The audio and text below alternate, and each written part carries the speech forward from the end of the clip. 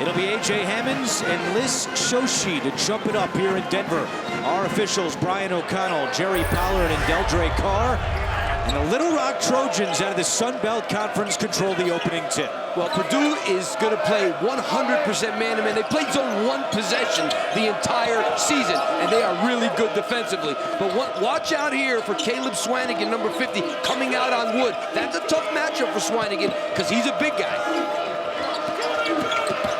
Hagans finds Shoshi. His shot is blocked by Hammonds. Shoshi gets it back. It won't go, but Shoshi tracks it down. They should relish that offensive rebound because there aren't going to be a whole lot in this game.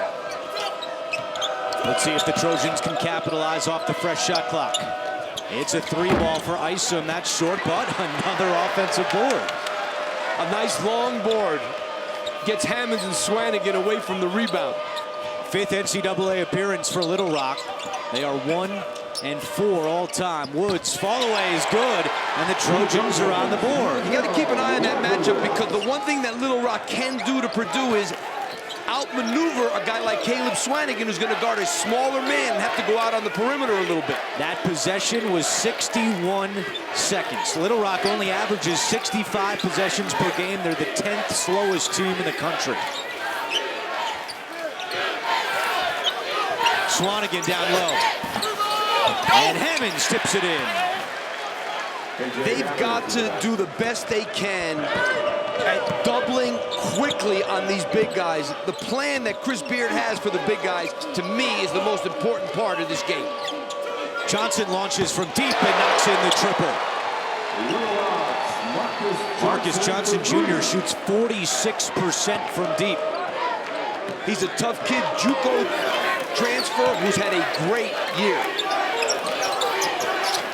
Hammonds draws the double. They work it around to Thompson for the triple. And Shoshi goes up to get the rebound. Well, I heard Chris Beard's talk in the locker room. He talked about tripling them, the big guys, and I said, is he going to triple? He triple-teamed A.J. Hammonds on that play. He joked with us yesterday they might quadruple the bigs. Maybe he wasn't kidding. I've never seen a guy triple somebody. We didn't triple Pat Ewing. But you know what? This is a small team, and this guy's a great coach. He's done an unbelievable job. That's a charge. But it's not called that way. A blocking foul goes against Little Rock.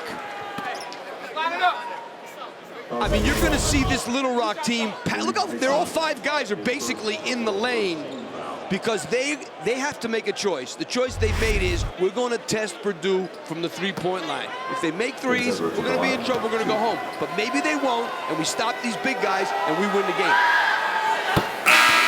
Let's take a look behind the stats presented by LG. And we have 2 very solid defensive teams. Look at the numbers for the Trojans, 2nd in the country. You know, Matt Painter's been a great defensive coach his whole career. He does a terrific job, and he does a terrific job of developing a team, getting it to get better and better as the season goes on. That was a great game they had against Michigan State in the Big Ten championship game the other day. Vince Edwards makes a pair at the free throw line. Kemi Osei is checked in for Little Rock.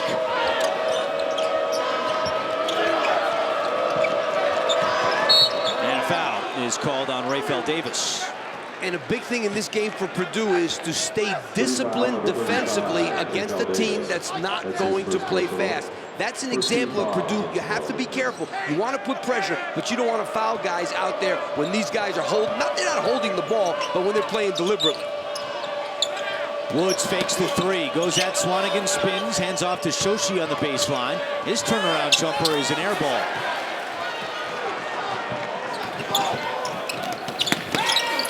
Davis down low, had it poked away. Johnson chases after it, he's got it. And Johnson scoops it in for 2.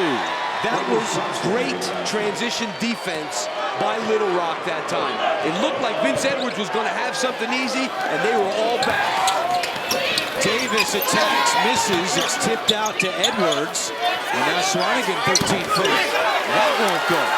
Purdue is 1 of 5 to start this game. And you look at this team, they're going to walk it up way different than the first game that we saw. But that's the beauty of college basketball. There are all different styles. There's a lot of ways to get it done. Hagan snipes through the lane. His shot off the glass is no good, and Swanigan hands off for P.J. Thompson, the sophomore out of Indianapolis. You know, Little Rock, Andrew, is kind of like a mini Virginia. Their offensive tempo matches the way they play defense, and that's why they only give up 59 a game. And Virginia up 60-38 on Hampton right now. Hammonds showing off his range for 2. Yeah, he's made a couple of threes this year, so this is a kid who can make that shot. That was inside the three-point line. And here it is, Johnson just slowly dribbling his Little Rock, using up the shot clock. That's a 3 by Osei, and it's good. Keme Osei, a 38% three-point shooter, gives Little Rock a 10-6 lead.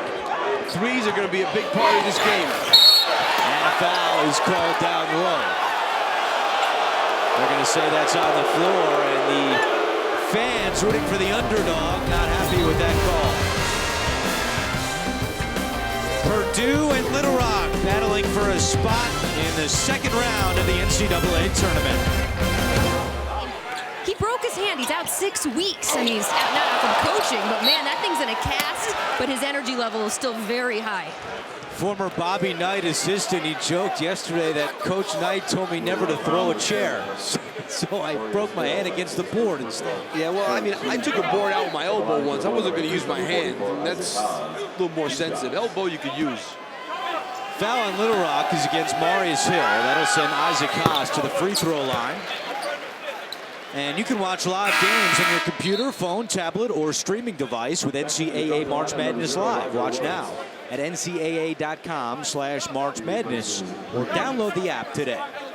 Who has 2 big guys like Hammonds and Haas? You'd be happy with one of them. These 2 guys between them, they don't play together ever.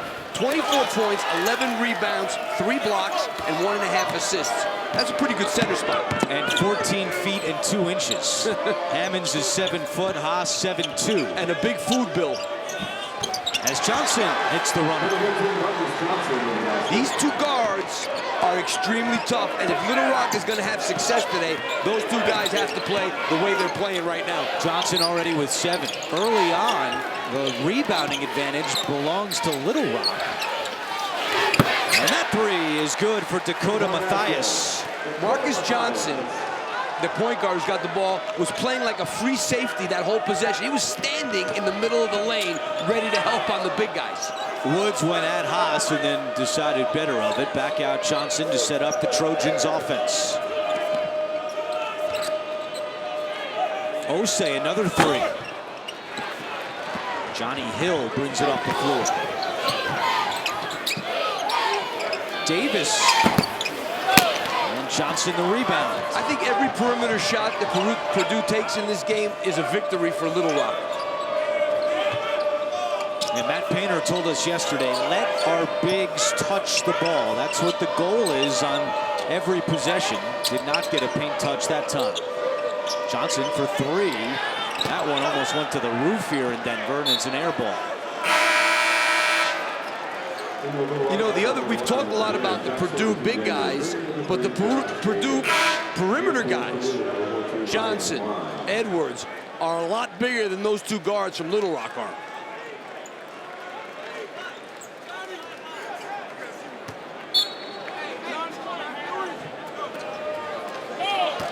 Purdue went 26-8 this year, including a 17-1 record at home. Their only loss at home was against Iowa, and you mentioned it earlier, a fantastic Big Ten championship game Sunday, in which Michigan State came out on top by 4. How about the touch from Haas? He is terrific around that basket. This is a true, Hammonds can go out a little bit more, but Haas around the basket, really tough. Tied at 12. In a first-round game in the Midwest region. Winner takes on Iowa State, who earlier here in Denver defeated Iona. Hagan's tough shot is short. Here comes Green for the rebound, but he double-dribbled.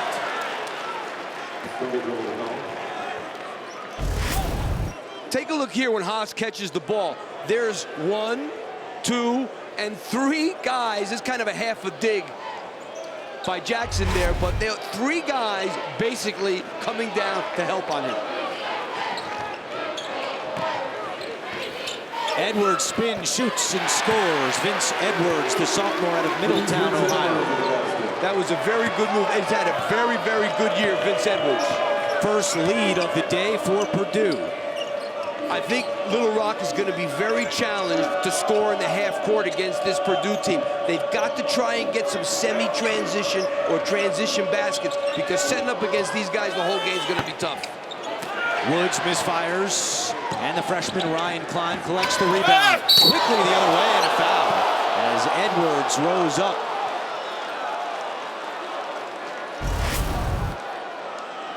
Well, Edwards just taking it to the basket. That's a good foul there by Jermaine Rutley. So Edwards to the line, 81% on the season. He had a big tournament game last year in the loss to Cincinnati. 14 points, 8 rebounds, and 7 assists. Your teams, your highlights, your scores, all in one place. Download Team Stream, the free app from Bleacher Report today. Chris Beard took over for Steve Shields, who spent 12 years at Little Rock. Beard coming over from Division II Angelo State, where he spent 2 years. Walks in, and in his first season goes 29-4 and wins Coach of the Year honors in the Sun Belt. Plus 16 wins, the most in the country. That is incredible. And came in and put this style in. That's a tough style to play against. 9-0 run right now for Purdue in the last 2 minutes and 25 seconds. Hagens trying to stop that run. Back out to Isom for 3. In and out, and Hammonds makes sure Little Rock does not get a 5th offensive rebound. And Caleb Swanigan is deep position.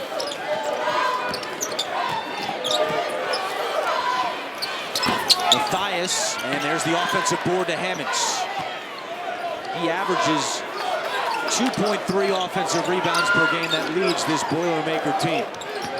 Swanigan calling for it. Down low. That's stripped away. Hagens hands off for Johnson. Little Rock has missed 5 straight shots. I mean, they'll do the job on defense. The question is how are they going to score against Purdue on this end? Shoshi is looking for a foul, doesn't get the call. 0 for their last 6, and Shoshi's 0 for 4 today. And a foul is going against Purdue, and it brings us to a timeout on the floor. 11:09 to go first half. Boilermakers by 4. So that you can't drive it and you can't get it inside. Purdue only 4 points in the paint. 41% of their points this year have come in the paint. So take away, the key is when you play a team, take away what they want to do and make them do something else. And if you get beat, you get beat. The key for Purdue is what they've done lately defensively. Very patient, because they're a really good defensive team also. But this Wood match, with a big guy guarding him, is a tough match. Roger Woods now has 4 points. That stops a scoring drought of close to 4 minutes. 10.5 to go in the first.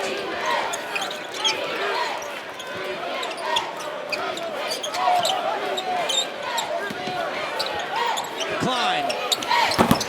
He's a very good shooter, but that attempt won't go down. Matt Painter calls it one of the best he's ever seen. Isom gets to the hoop and can't get the finish. No, that was a hard finish with A.J. Haas coming at you. I mean, Isaac Haas. And now Haas inside, and he lays it in. And what makes Haas so good, see how he ran the floor? And that's a big man running the floor like that and getting a layup.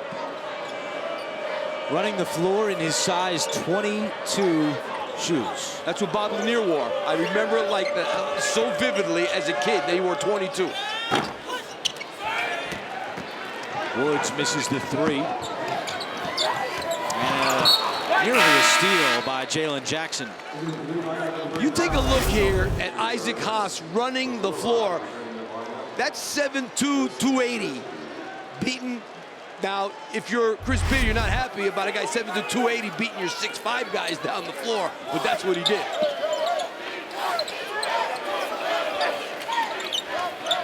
Purdue has 10 points by its starters, 8 points off the bench. And Haas goes out of bounds. I got to be honest with you, Andrew. If he comes diving for a loose ball here, you're on your own. Thanks. I thought you got my back. I'm sorry, I'm going. Every man for himself? I'm out.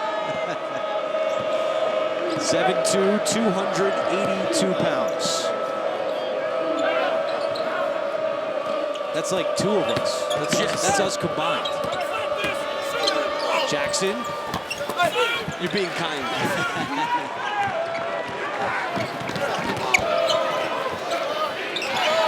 They love to hide. Look at the position that Haas has. I mean, I don't know what you're going to do with him. Klein misses his second, but Swanigan tracks it down in the corner. Purdue resets. Swanigan's calling for it. Instead, it's Thompson for 3. In and out. Hey, like I said, any possession, that was 2 jump shots for Purdue on that possession. They missed both of them. Woods. He's a good player. He's not a good shooter, but he could do what he just did. 3rd-team All-Sun Belt player. And he was the Sun Belt Tournament MVP at 19 in the championship game against Louisiana Monroe, and the turnover by the Boilermakers. That's what Matt Painter preached to us yesterday. If we just keep the turnovers down, we'll be in good shape. It's been a problem for Purdue. Yeah, you know, that was great pressure on the ball there, and you're right. In the games they've lost, Andrew, they've turned it over a lot, but they don't really, their numbers aren't bad, but in the games they've lost, they've turned it over.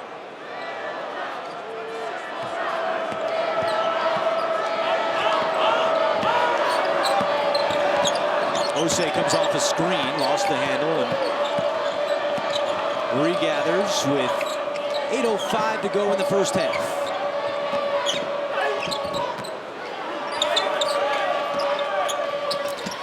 This 3 is good by Marius Hill. Just his 7th three-pointer of the year.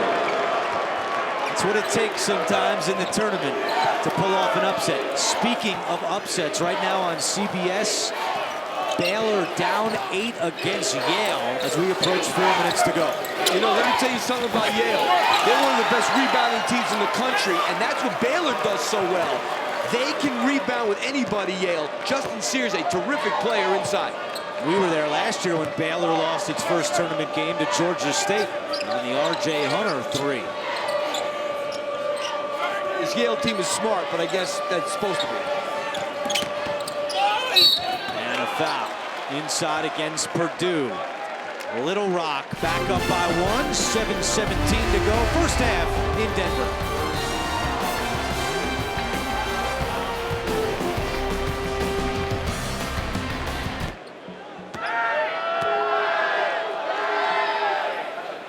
Who's going to make the most shots? Who has more points in the second half? Play the Capital One NCAA Tournament Run Game on NCAA.com and in the March Madness Live app. Over the last 5 minutes and 43 seconds, Purdue is 1 of 7 from the floor, and they have 3 turnovers. Interesting on a missed free throw, setting up the 2-2-1 3/4 court trap. Most people do it on makes. They did it on a miss that time. 6-0 run for Little Rock. Look how they're packing in around Hammonds. This is man-to-man, but it sure looks like a zone, but it's not. 6 on the shot clock. Hammonds back out Davis for 3. It's good. Rayfeld Davis. That's going to be big in this game, because if they're going to triple the big guys got to kick it out. They're going to have to make some shots. Davis, a big X factor for Purdue this year. When he scores in double figures, the Boilermakers are 13-0. That was his first bucket today. Well, he's always a terrific defender.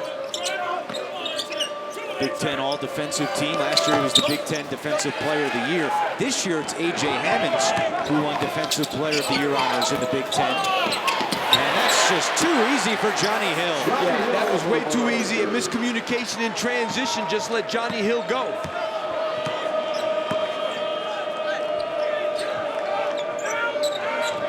Mentioned Hammonds, the Defensive Player of the Year. 7 of the last 14 Big Ten Defensive Players of the Year have been from Purdue. You want to play defense? Go play for Matt Painter and the Boilermakers. It tells you Matt Painter teaches that pretty well. Shoshi misses from the corner.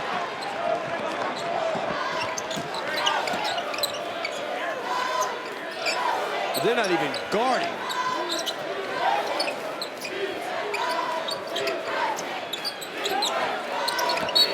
And a foul as Kemiose came too close. Well, Purdue does a great job of moving the ball, and they get in. Here comes the triple, and that's what you have to do. Great job by Hammonds kicking it right back out because one of the triple guys came from the passer. Purdue shooting 40%, Little Rock at 33%. And Swanigan comes out.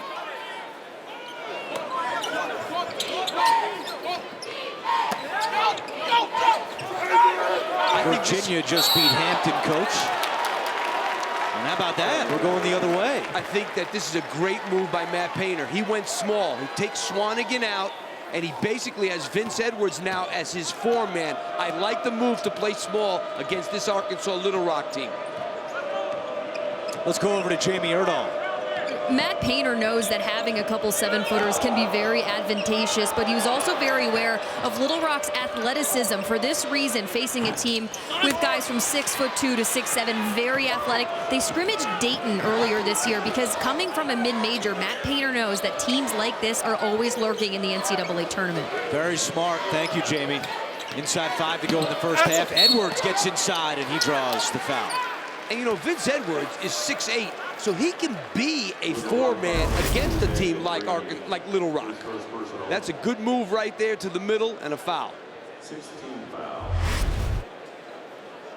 Sends Edwards to the line, the only Purdue player to start every game this year. He's been in double figures 7 straight, and he's already got 7 here in the first half. Don't miss the new TBS game show that dares to ask the question, how well do you really know your partner? Separation Anxiety, all new Tuesdays at 10, only TBS. After calling 30 games with you this year, maybe we should go on this show. I think we know each other pretty well. I would say. 4:45 left, first half, 4-point Purdue lead. Nearly a steal by Johnny Hill. Now Higgins. And he lays it in just over the hand of Isaac Haas. You know what? He made that look easy, but he floated that from about 5 feet soft off the glass. First bucket for the team's leading scorer, Higgins. Davis wide open, offensive foul. Chris Beard pumping his fists in the air. He is an energetic coach on that Little Rock sideline.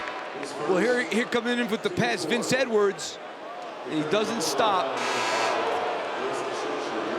There's Beard. As long as he pumps his fist and doesn't punch with his fist like he did in the locker room on Sunday, suffered a broken hand, as Jamie reported earlier. He said, I'm not feeling any pain because I'm in the NCAA tournament. He's right about that. No greater thing for players and coaches than this here. So the only thing greater is winning the game. Woods not afraid to go at Haas and scores. He can take it to the basket, and they're in that 2-2-1 3/4 court press. Try to make Purdue use up some clock. Now they're going to start their offense at 20. Much better than letting them start it at 28. 3 ties, 3 lead changes here already in the first half.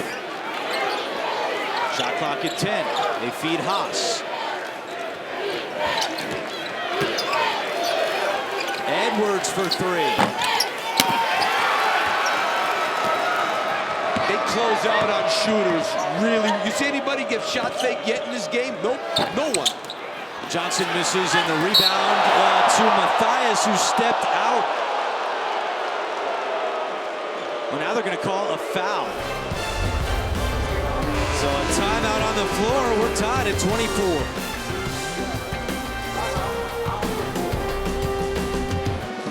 Welcome back to Denver. In our first game today, Iowa State and Iona. Iowa State at 24 points, less than 6.5 minutes into the game, as you see Baylor and Yale playing for the right to take on Duke.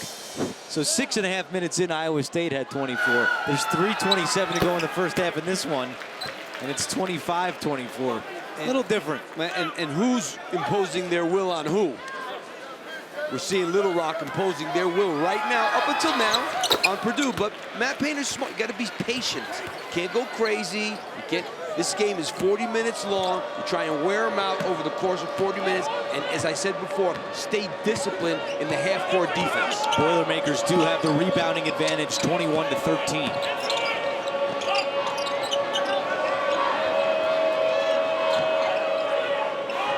Higgins has just 2 points in this first half. He's 1 out of 5.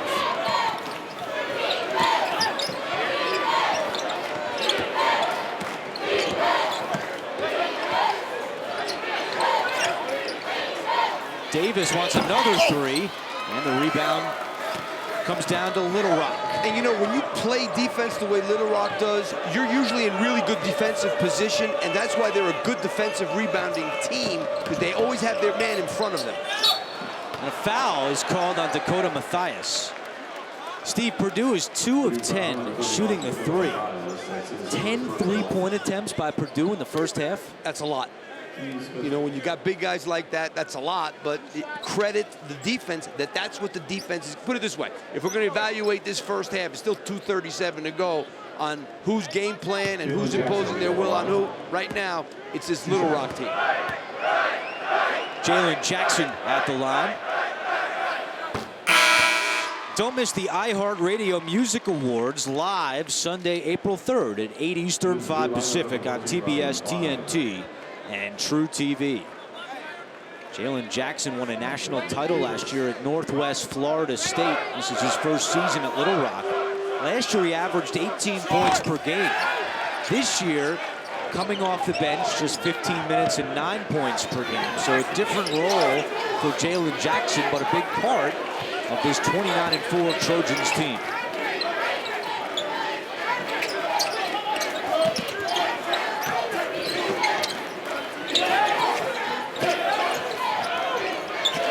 Seven on the shot clock. Edwards at Shoshi. Edwards travels.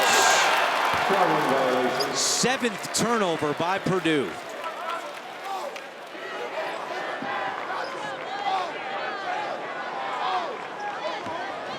That was such a good defensive set, I can't tell you, because I thought Purdue was running good offense, confusing, and Little Rock did not lose their man one time.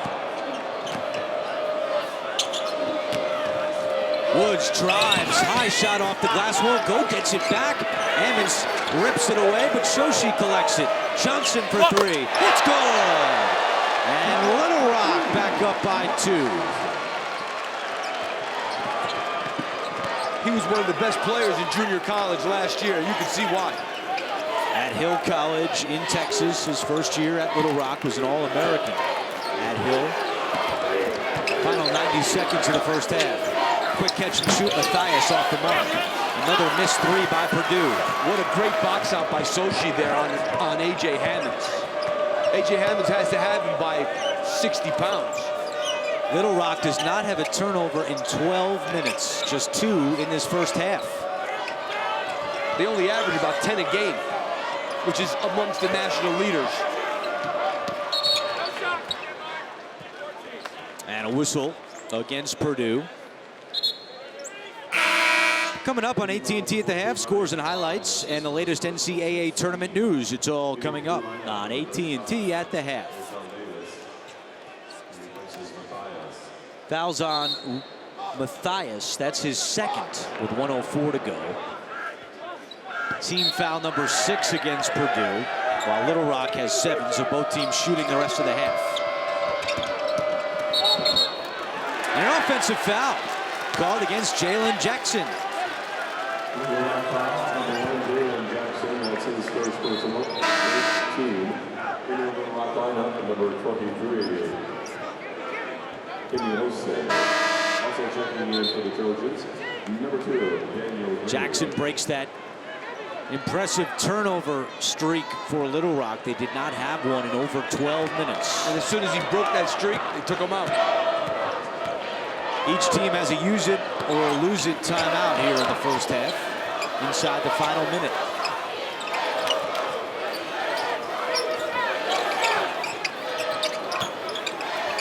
Thompson loads up from deep.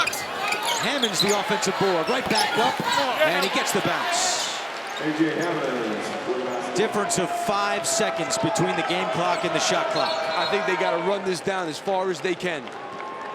Trojans call timeout. We are tied at 28. That's a good one, Greg. Thank you very much. Look at our game summary here in Denver. Little Rock and Purdue tied at 28 with 31 seconds left in the first half. Marcus Johnson Jr. already with 10 for the Trojans. Well, they've been doing the job defensively. This team holds people down to 38% from the field, and that's what they're doing to Purdue. And Purdue only has 10 points in the paint, and they are 2 of 12 from deep. So the defensive game plan has been on target for Chris Beard and Little Rock here in the first half. And they're going to run this down as far as they can to leave Purdue very little time for a last possession. 4 to shoot, Woods. In the corner to Osei, has to put one up. He doesn't. That's a shot clock violation. Shot clock violation. See if Purdue calls its use it or lose it timeout. And they do. With 4.2 to go, they'll draw up one more play here in the first half.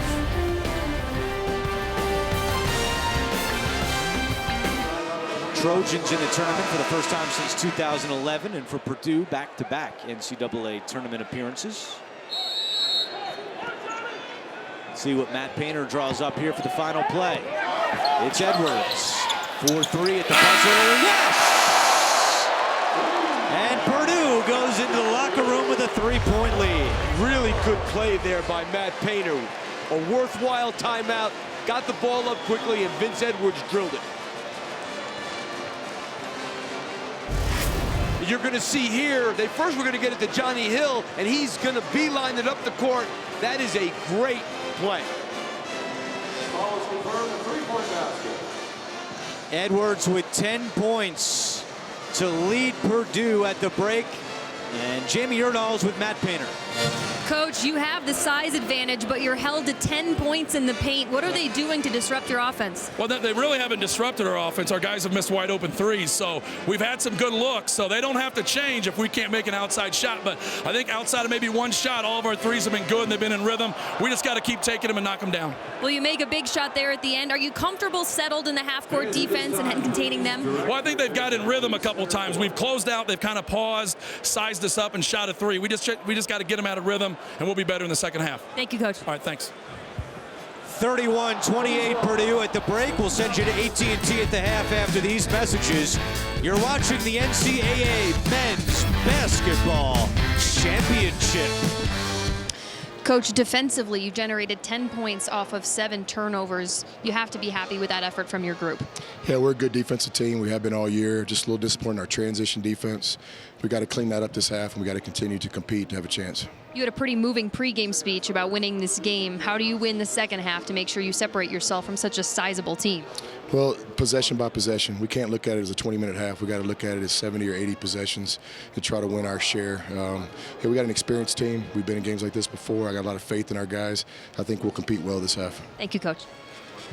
8 times this year when down at the half. Little Rock's come back to win with Steve Lapis. I'm Andrew Catalon. Purdue with just 10 points in the paint in the first half. Little Rock's defense has done a good job. The game plan of Chris Beard is working really well so far. Obviously, that last 3 hurt. There's no doubt about it. But defensively, every time there's 5 guys in the paint around the ball. And that's what you're seeing in this game. They converge on the ball as good as any team as I've seen. And they give tremendous help. And they've gotten 10 points off the turnovers. But Vince Edwards has been getting it done for Matt Painter and the Boilermakers. He's got 10 points on 3 shots because he's 5 for 6 from the three-point line. But look at this shot chart. I'm going to think that if you showed this to Chris Beard before the game and said, this is how this shot chart's going to look at halftime, I think he would say, I'll take that right now, no problem. 13 three-point attempts for Purdue. They only made 3 of them, but they did make one just at the halftime buzzer to take a 3-point lead. This year, when leading at the half, Purdue is 23-4, and the Boilermakers have the ball to start the second half. Edwards takes a bump and an immediate foul against the Trojans. Little Rock foul, number 3, Josh Jenkins. Higgins is the leading scorer for Little Rock, but he was very quiet in the first half. He was 1 of 5 for just 2 points. And A.J. Hammonds is Purdue's leading scorer. He only had 6 points in the first half. And interestingly, they changed the lineup. They're starting Jaquil Taylor now instead of Marique Isom, who tweaked his ankle yesterday in practice. Kemiose, I'm sorry. Isom started the game, but he did tweak his ankle yesterday. They feed Hammonds. He draws the triple team and still scores. He's got 8 points. Well, the best way to offset a triple team if you're a big guy is catch it and do something quickly before they get there. This is the largest lead for Purdue in what's been a close game throughout. Higgins hands off and a nice finish off the feed. It's Shoshi scoring. That's the first field goal for Shoshi. He had missed 5 to start this game in a row. Hammonds, dangerous pass. Davis able to corral it. Thompson for 3. It's short, and there is Johnson for the rebound. He led Little Rock with 10 points at the half.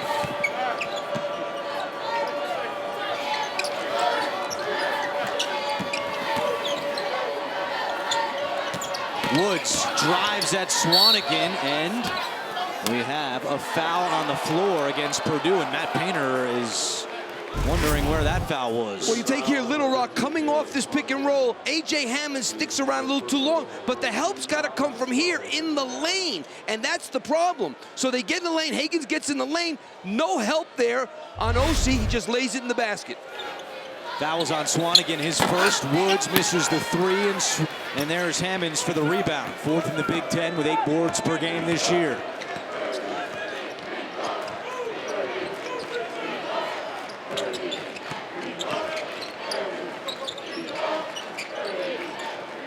Edwards straightaway 3. It's good. Vince Edwards. He's got 13 points. Averages 11 per game. Well, he's starting to make them pay for this game plan, and that's what you need. Osei trying to answer. It's off the mark. And Higgins knocks that one out of bounds. I mean, they're packing it in, get there a little bit late, but that's the plan. The plan is we'd rather you do this than throw it into the big guys, but if they start making them, we'll have to see an adjustment from Little Rock. Edwards was cold in February, shooting just 26% from deep, but in March he is 50% from beyond the arc, and the referees rule this one in Little Rock's favor. The guy who's not getting anything done for Purdue at all is Swanigan, and I'm waiting for Matt Painter to play small. I think his small team was much better playing Swanigan and Hammonds together. I think it's tough against this team. Swanigan does have 7 rebounds, but he's scoreless. He's 0 of 2 from the floor.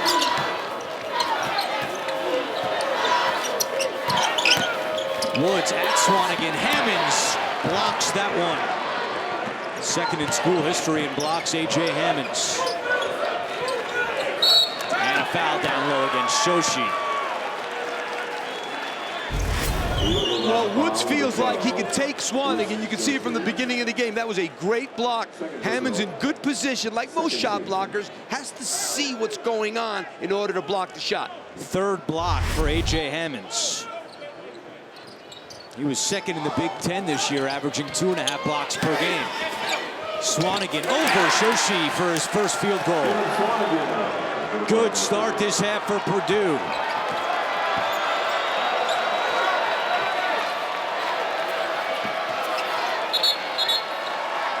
And a timeout is called for by Little Rock. A 10-2 run since the end of the first half for Purdue. Purdue extends their lead to 8, causing Little Rock to call a timeout. And I am sitting with a Little Rock product, Derek Fisher, here in Denver. 1996 was your senior year, your first time at an NCAA tournament. What is your relationship now with the school and the program and with new head coach Chris Beard? Well, Little Rock is always going to be home regardless of where I am. So this is Little Rock's team. This is Little Rock's university. I'll be connected to it forever, so this is just kind of an extension of my support. Now, you were saying you wear a lot of different hats, including the one you have on now. Fan, coach, former player. What do you think Chris Beard was just telling his team as Purdue pulled ahead there? No, just to, relax, trust the process. Adversity is part of being great. They were down big in the conference final game and came back to win, so just come out, get a couple scores and a couple stops, they'll be fine. Spoken like a true head coach. Derek Fisher, thanks so much. Andrew. I think he's the opposite of Chris Beard as Shoshi hits a 3. Beard, a fiery guy. Fisher a little more calm. They're actually calling that a 2. Shoshi just inside the arc.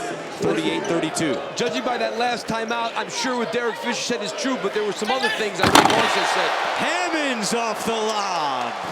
A.J. Hammonds into double figures for the 16th consecutive game.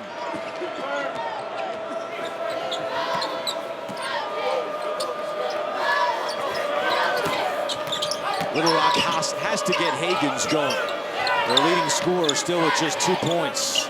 Purdue's done a great job of taking him away. Shoshi for 3. Too strong. Hagans tips it out, but a foul is going against Purdue.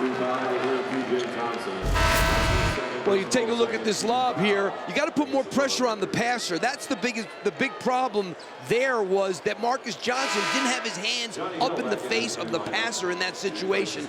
That's how you stop lobs. Pressure the ball. Second foul on P.J. Thompson. Sophomore out of Indianapolis. 4 minutes into the second half. Iowa State awaits the winner. Earlier they beat Iona here in Denver.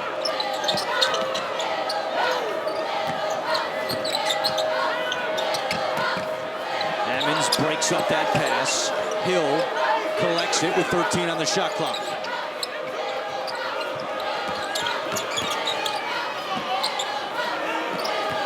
Five to shoot. 3 on the way for Hill. And there is Vince Edwards for the rebound. Yeah, Purdue's defense has been really tough in the half court.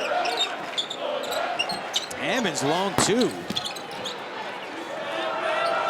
Not sure about that one. I don't think Matt Painter liked it either. Little Rock has missed 5 of its last 6 shots.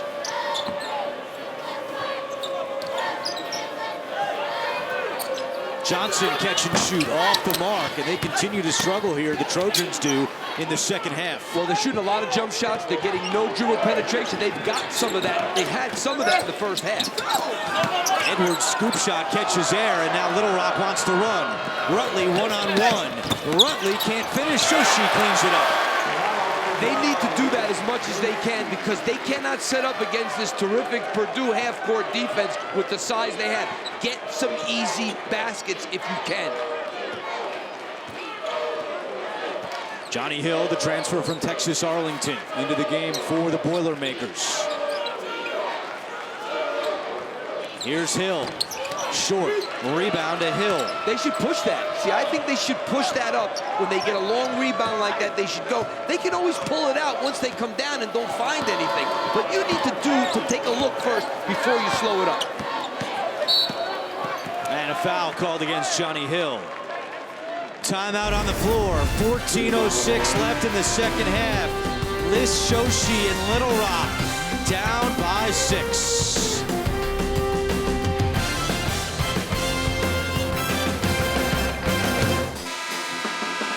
We're back with our tournament summary. Big day in Connecticut as Yale picks up its first tournament win in school history, and UConn defeats Colorado. Kevin Ollie now 7-0 in the NCAA tournament. Meanwhile, here in Denver, it is a 6-point lead for the Boilermakers on St. Patrick's Day. Purdue, points in the paint, only 10 in the first half. They already have 6 here in the second half. Well, you know, Matt Painter has his team playing so good defensively. They're trying to just wear this team out, and that could be what's happening because now they're able to get the ball inside the Hammonds, and he is delivering.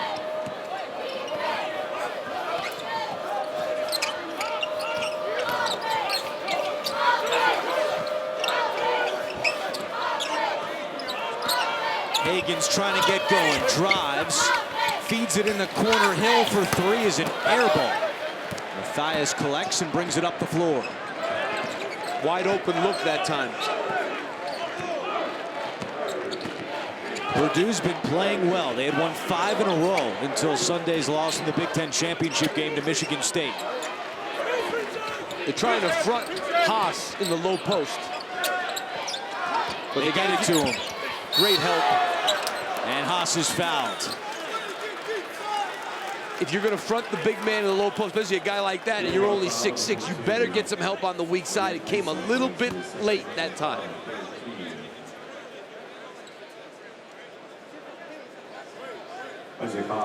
Purdue averages 30 points per game from its bench, which is 7th in the country. And this big guy here is a big reason why, averaging close to 10 points per game. I mean, this kid's starting on most teams in America. The CBS Sports app is the only app you need for the tournament. Follow your bracket, watch highlights, and get instant team and upset alerts. Download the CBS Sports app now. What's amazing to me is that Hammonds is 7 foot, Haas is 7 foot, and Swanigan still finished 2nd in the Big Ten in rebounds with 2 7-footers on his team. Well, he's the better rebounder of the three. Not that those guys are bad, they're good rebounders, but that's what Swanigan is right now, more than an offensive player. He's a good offensive player, but he's a terrific rebounder. This match is the largest lead for the Boilermakers. It's 8 as we approach 13 minutes to go.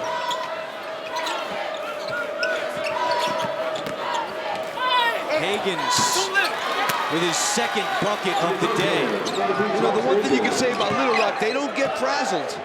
They stick with their game no matter what's going on.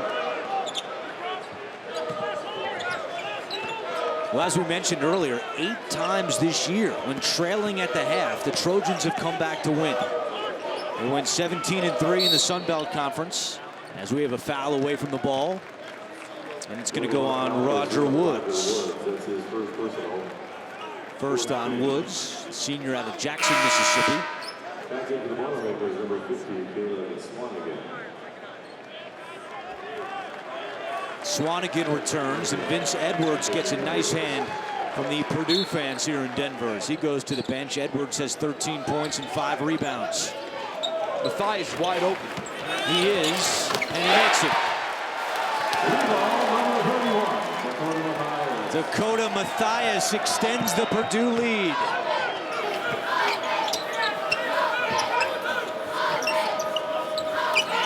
Purdue made just 3 threes in the first half. They already had 2 here in the second. Hagens bounces to Shoshi, guarded by Haas. Shoshi shot way short. Purdue in a good groove right now on both ends of the floor. Mathias. That one is short, out of bounds to the Trojans. Well, let's take a look at Dakota Mathias here. He's wide open. No one's got him, and that's the problem. He's a great shooter. He's knocking that out every single time. That was a miscommunication. 38% from deep this year for the sophomore Mathias. Hagens over Haas, and that's going to be basket interference. Shoshi did not have to get in there. That might have gone in without him touching it. Instead, they wave it off with 11:52 to go. Purdue trying to pull away from the Trojans.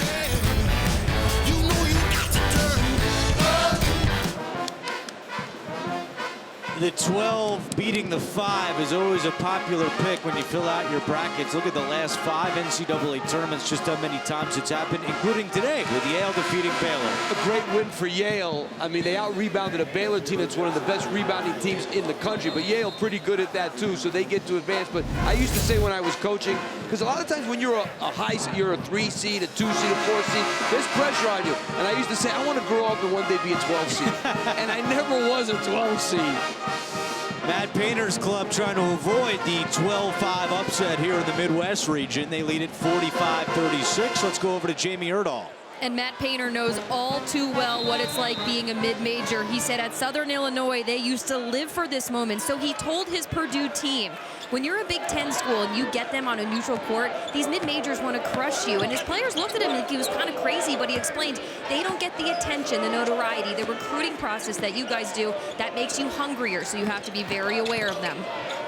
And Jamie, it also at times can turn into a de facto road team with a lot of the fans here in Denver rooting for the underdog. Good ball movement, and Woods finishes. Great fast break. Marcus Johnson did a good job of pushing the ball ahead to Hagans, and that's why that fast break developed there. And now, Little Rock in a zone for the first time. Swanigan rattles it in. But you see it all the time. If you're going to play zone, you must stop teams from getting to the foul line area. Great job there by Purdue in attacking that zone on the first possession. They saw it. Swanigan, a member of the Big Ten all-freshman team. Former McDonald's All-American. Hagans guarded by Thompson. 7 on the shot clock. Woods drives with 2, and he's fouled. That goes on Rayfeld Davis. That's his second. That's his second personal foul. The 14 foul. Woods has been putting the ball on the floor on Swanigan the entire game. From the beginning, he has felt he could take him off the dribble. 2 shots.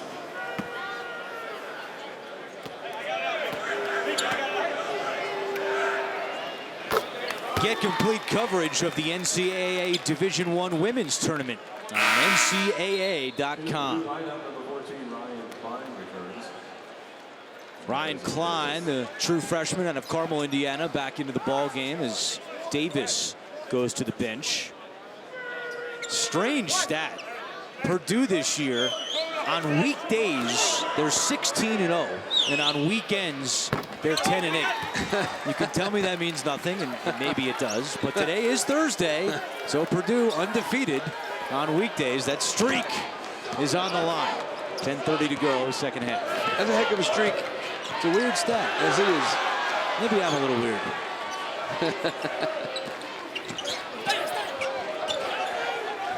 They went back to the man-to-man with a little more pressure, by the way, too. Good ball movement here in the corner. It's Thompson drilling the 3.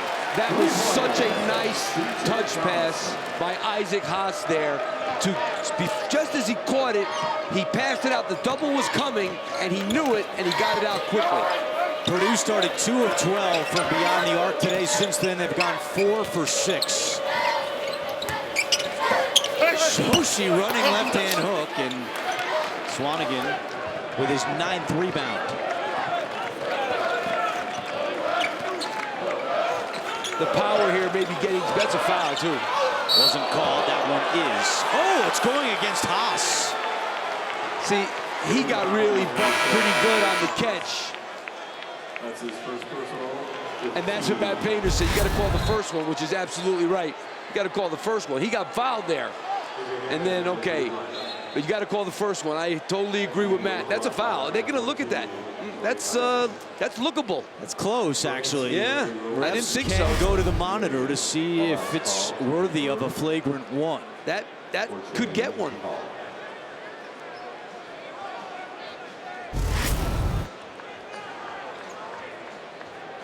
You got to call that the first one. Well, it was before that. Yeah, because the ball's not even in that hand. You know, if he's got the ball in the left hand and that happens. In the old days, that was not a flagrant. It was a personal foul, but today, that could be a flagrant. In your old Big East days, that wasn't even a personal foul. Yeah, you're right about that. Especially when the Big East went to 6 fouls for a couple of years. Oh, my goodness. A look at the definition of flagrant 1, flagrant 2. Was this excessive contact? That could be.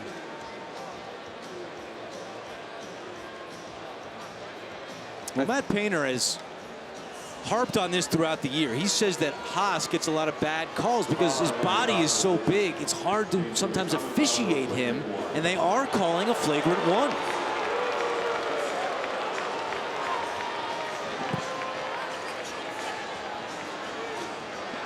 He was hit above the shoulder, and that makes it almost an automatic flagrant 1. So that's the call that we got.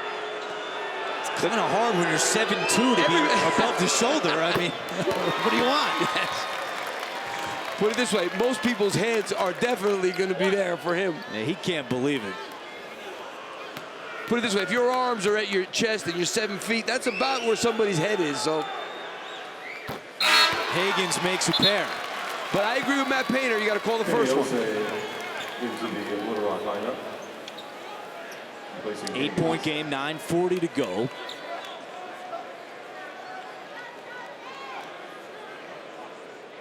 And it's Little Rock basketball as they look for their 30th win of the year. They've already set a school record at 29-4.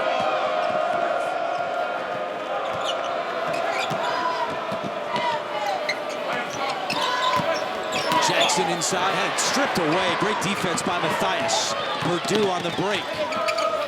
Klein reverses the ball. Now Swanigan at the free throw line, and Swanigan with 6 points. Great ball movement in transition, and Little Rock did a decent job, but they skipped it, then got it inside to Swanigan, and he made him pay at the foul line area. All 6 of Swanigans have come after halftime. Isom 15-footer. And Swanigan now with 10 rebounds, so he's 4 points away from a double-double.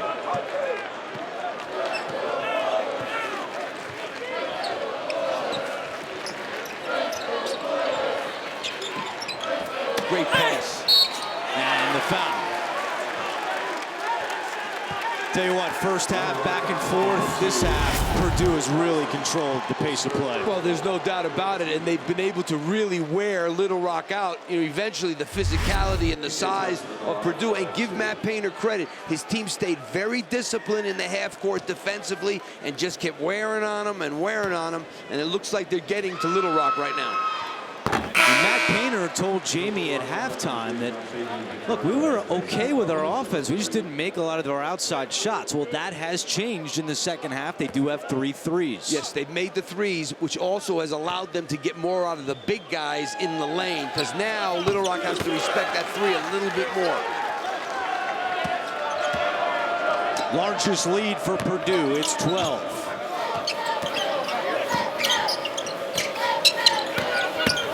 Woods, reverse lay-in goes. Shoshi to follow, and the foul. How did that happen? I don't know, came out and went back in. It's interesting when you get a good roll on a dunk.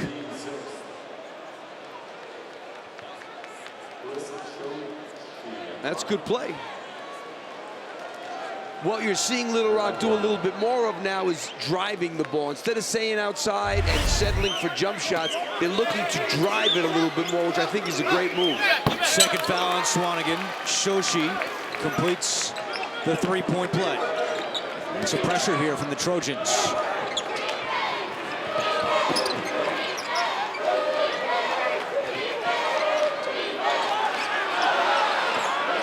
All 9 of Shoshi's points here in the second half.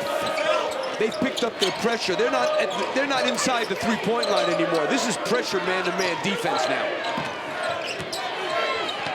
Woods, aggressive defense, and Thompson is called for the foul.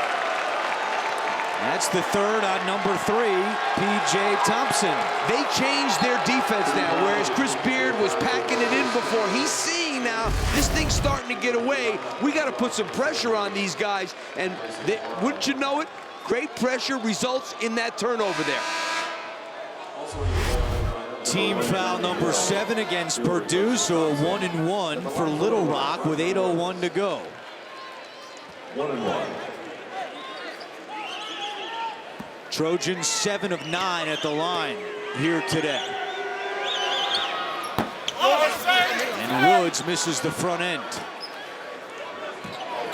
As a team, Little Rock shoots 73%. And a foul is called right in front of Chris Beard. He thought it was a travel.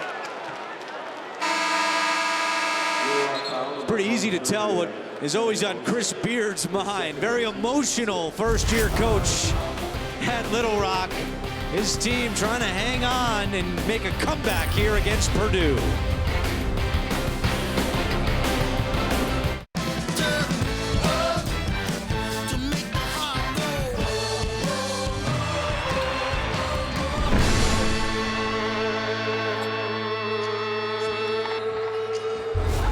Back in Denver with our game summary. Purdue leads by 9. How about this for Purdue? In the first half, they had 4 assists on 10 field goals. Here in the second, 8 assists on 8 field goals. Yeah, they've done a much better job offensively in the second half, balancing inside and outside. And a whistle inside going against the Trojans. Winner of this one will take on Iowa State on Saturday. Earlier here in Denver, Iowa State defeated Iona. 3rd foul on Shoshi. So A.J. Hammonds goes to the free throw line. 1-1. Big Ten Defensive Player of the Year, first team All Big Ten selection, makes the front end, 70% on the season for Hammonds from the free throw line. Iowa State 94-81 over Iona. Hammonds 1 out of 2. Rebound to Osei. Woods traveled. A turnover by Little Rock. That's their 6th. Yeah, they don't turn it over much at all, but that was a lost opportunity there. Back to the Boilermakers of the 35, Rayfeld Davis. But you see a noticeable difference. About 3 minutes ago, Chris Beard decided he's going to turn up the heat. Let's forget about this packing it in stuff. Let's get out here and put some pressure on these guys and maybe get a turnover or 2 and get something easy. Now you see Marcus Johnson way up on the ball.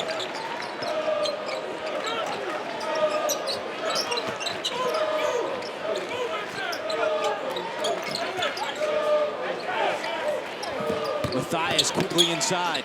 Now they work it outside to Davis. Left open for 3, and he drills it. Johnny Hill with a great job with dribble penetrating, and instead of taking that shot in there, kicks it out to the perimeter. And a foul on Purdue, getting back on defense.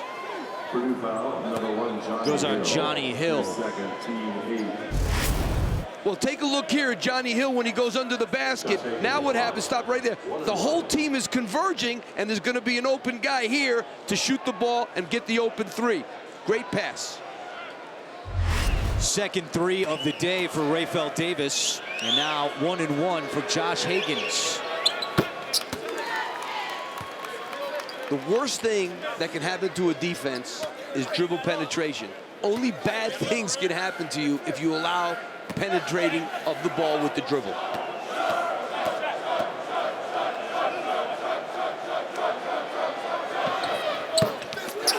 Eight points for Josh Higgins.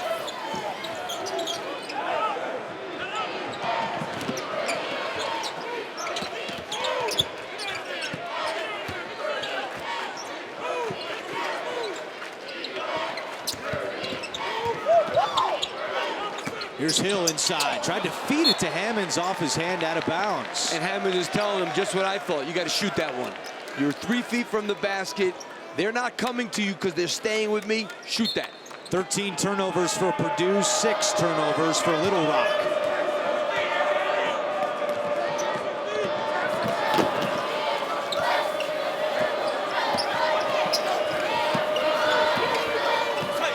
Six and a half to go. Little Rock looking for its 30th win, and a block by Hammonds. That's his 4th of the game. Mathias for 2, it's short. And here comes Marcus Johnson, who has not scored in the second half. He had 10 points at halftime, scoreless here in the second.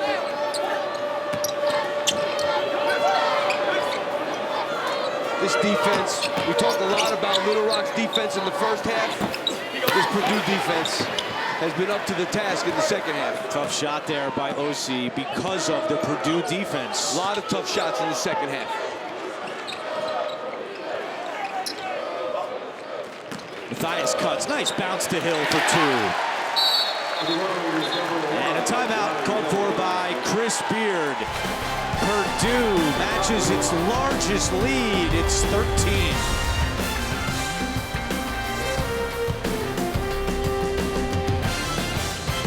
They've got 14 today.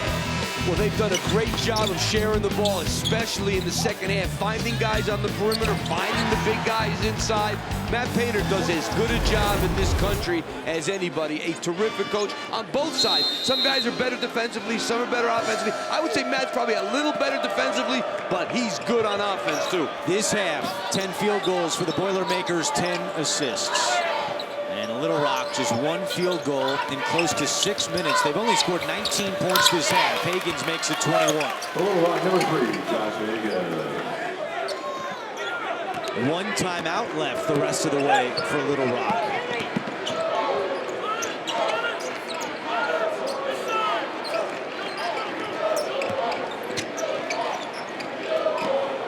Hammonds has Sochi buried underneath. He's a good passer, too, by the way, Hammonds. Edwards launches and hits. Third three today for Vince Edwards. That's a pretty good sophomore, let me tell you. Woods. And Woods is called for the offensive foul.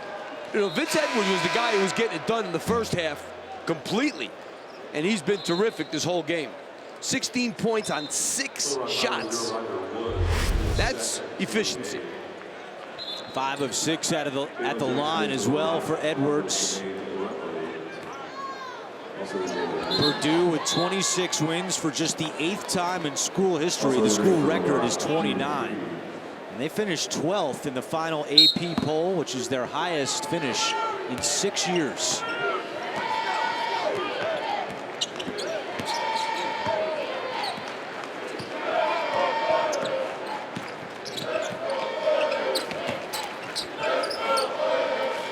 Wide open the corner.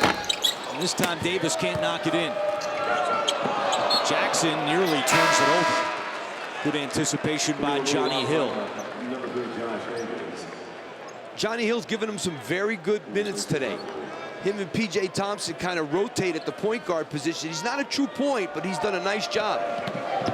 Hill 4 points, Thompson 5 points. Purdue's bench outscoring Little Rock 19-8.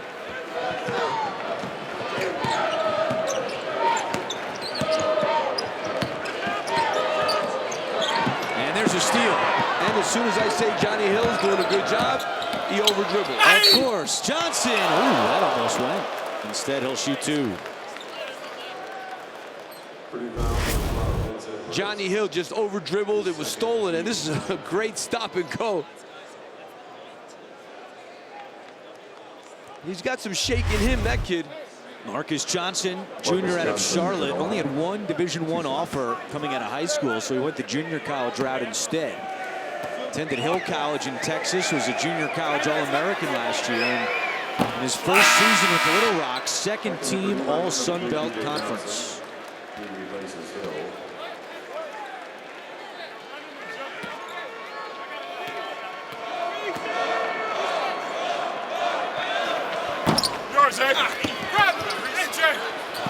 Offensive rebound by Marius Hill. Hagans for 3. That might have been behind the backboard in the corner. Just the 5th 3 today for Little Rock. They need a lot more here in the final 4 minutes if they're going to come back and win. Well, they got to start pushing the tempo of this game. You know, this half-court stuff is good to a point. They're not at that point anymore. Yeah, it's go time. Hammonds gets separation, and he is fouled. Foul's going to go against Daniel Green. 3:33 to go. Purdue trying to move on.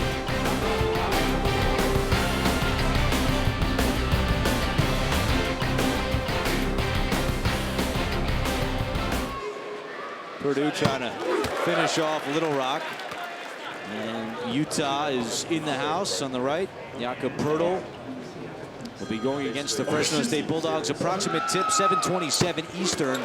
That's on True TV. What a year he's had. First team All-American. 66% from the field, 17 points a game. He's been terrific.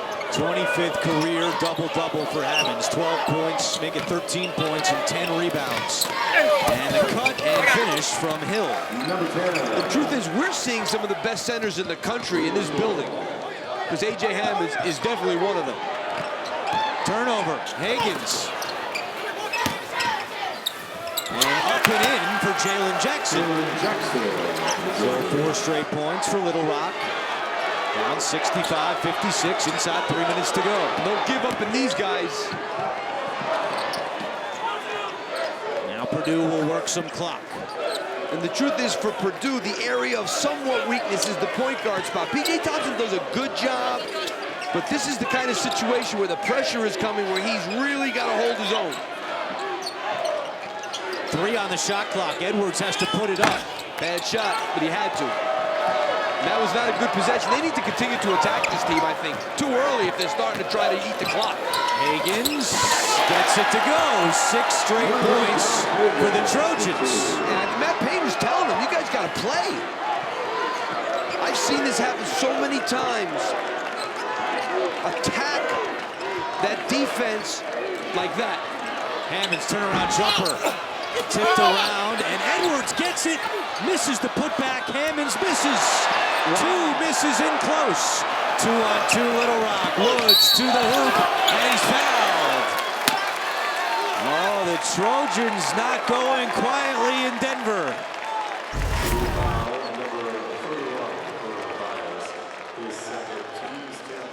Second foul. Trying to take the charge there. Blocking call, good call. And right now, this Little Rock defense is putting all kinds of pressure on Purdue. And I really think Purdue, they tried to get a little conservative. You cannot play on your heels. That time they did miss a couple of layups, without a doubt. Chris Beard, first year as Little Rock's head coach, coming over from Division II Angelo State. And Matt Painter, whose team led by as many as 14, now trying to sweat it out down the stretch. Purdue has missed 5 straight field goals. Little Rock has scored 7 points in the last 90 seconds. You got to get Vince Edwards and Hammonds involved. Davis coughs it up. Could have been a charge, too. They got plenty of time now. They certainly don't have to rush. Higgins, their leading scorer, deep 3. It's good! A 1-possession game. I think Matt Painter definitely needs a timeout.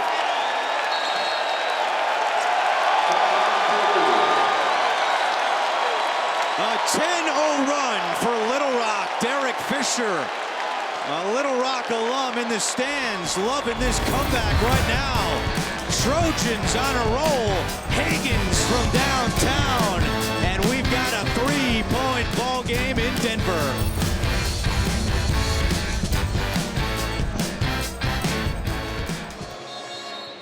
Purdue beating Little Rock by 3. Let's take a look at this 3 that Higgins just hit. Matthias, a little too much help on Woods. His hand is down, and Higgins drills it. How about Chris Beard? Think he's fired up? One thing that you learn about playing at this level, you got to have your hand up all the time on good shooters. 10-0 run for Little Rock, 5 of the 10 from Josh Higgins. They've got to get this ball into Hammonds. There's nowhere else to put it but right there. He's got it, but he lost it. Out of bounds to Little Rock. They're going to take a look at that one. They can go to the monitor to determine who it went off of inside 2 minutes. And that's exactly what they'll do. And this is where your big man's got to deliver for you. Andrew Catalan, Steve Lapis, Jamie Erdahl here in Denver, our entire crew. And a game that saw Purdue lead by as many as 14 with 5 minutes to go. But Little Rock on a 10-0 run, they've cut it down to 3.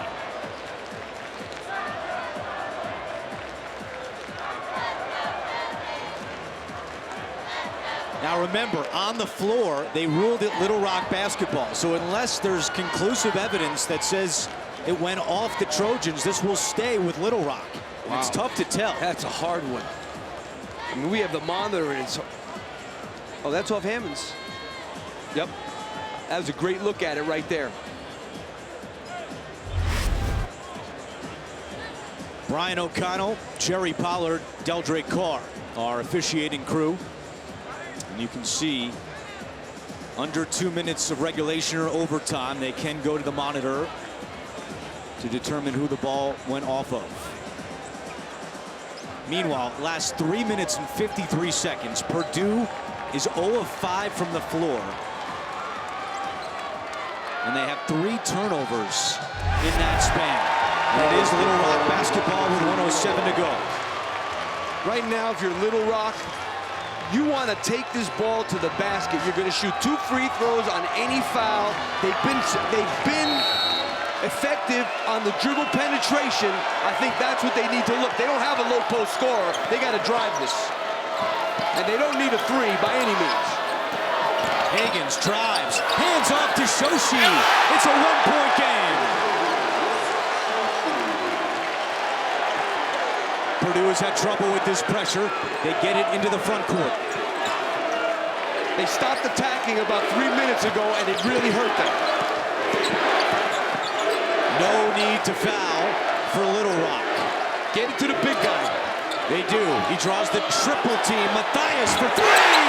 Big shot, Dakota Mathias. Give Hammonds credit. The triple team came. He kicked it right back out to Mathias. That's a tough shot. Higgins misses right to Shoshi. He'll put up a 3. And it goes in! Timeout, Little Rock with 20 seconds to go. It's a 1-point game.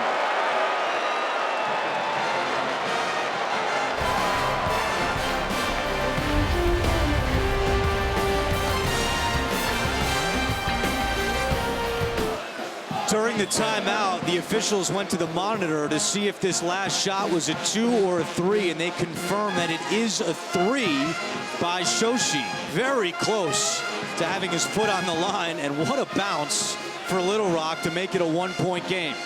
And Little Rock right now has to set up the full court pressure, but they have to foul. There's no shot clock. Me personally, I like fouling early in this situation rather than try to get a couple of traps and only leave yourself 12 seconds. I'd say 1 trap, foul right away. So you have 20 seconds, 19 seconds left in this game, and make Purdue go to the foul line and make free throws. They are a very good free throw shooting team. All the guys in the game are 70-plus three-point shooters. If that's what it was, that looks like a 2. Well, they went to the monitor while we were away, came back and said it was a 3. Oh, he's pulled his foot back. That's great. He pulled his foot back. He was on the line, then right before he shot it, he pulled his foot back 2 inches and made it a 3. 6 times this year, Little Rock has overcome a deficit of 10 points or more to win a game. Only Fresno State, who plays next, has done that more times this year. They were down 14 with 5 minutes to go. Interesting, they had Mathias taking it out, who's an 89% free throw shooter, the best one on the team. Everybody in the game's over 70, and he's 89. Little Rock with the pressure, if the ball comes, try and get a 5-second call or a steal, and then foul.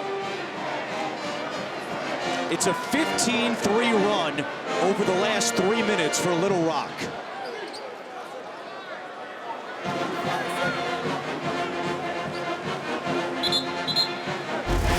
They want to see this one more time. No, I think they're good. They are. It's a 3. 68-67. Shot clock turned off. Shoshi guarding the inbound. Mathias gets it in to Edwards. Edwards is fouled. That's good play there by Little Rock. They almost had a decent trap. That's why they didn't get him right away. They wanted to see, and then as soon as they saw he was going to get out of that, they fouled him. Good play. 4th foul on Shoshi. Now Edwards is 5 out of 6 at the line so far today. He'll shoot 2. Both teams in the double bonus. No timeouts left for Little Rock. I like being able to push this ball up without timeouts anyway, so you might as well just go. No timeouts left. Purdue still has 2.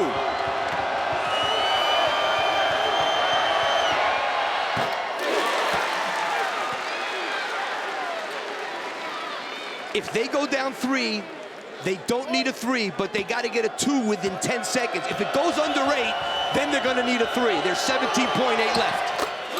Edwards with clutch free throws. A quick 2 is the way to go, but if they don't get one within 10 seconds, they got to start looking for a 3. And Purdue's got to foul them if it goes under 5 to put them at the line for the 2 shots.